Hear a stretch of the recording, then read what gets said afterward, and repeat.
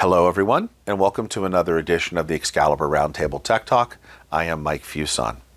As we continue our exploration into INO maturity, we talked about that triangle: people, process, and technology.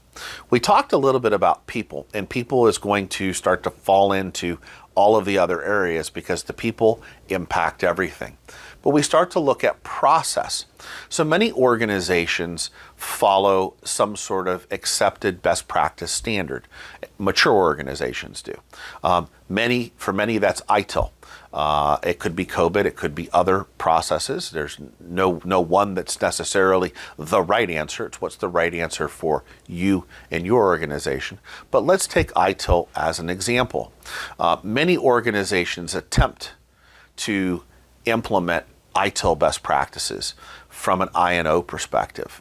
And those efforts tend to stall a little bit and tend to have some difficulty because people start to become the problem. The resistance to the change in our overall processes that we're following, our overall workflow that may be going on, those processes that we're changing all of a sudden start to have an impact, and our people begin to resist.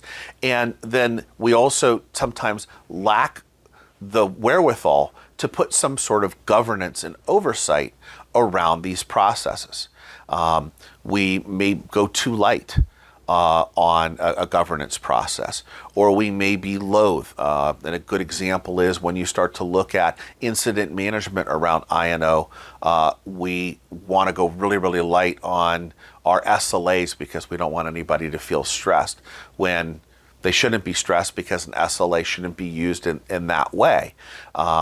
So it's looking at our processes and ensuring that it encompasses the change that are going to be required for people, managing our organizational change and being able to explain why our processes are changing, how we're aligning with best practices, why these things make sense for our organization, and explain how it's going to happen. Not if it's going to happen or if you're okay with it, but how it's going to happen and how it's going to impact the things that everyone's going to do on a day-to-day basis. Having those conversations, having those understandings are going to make things much easier to, much more fruitful in being able to put those efforts in place.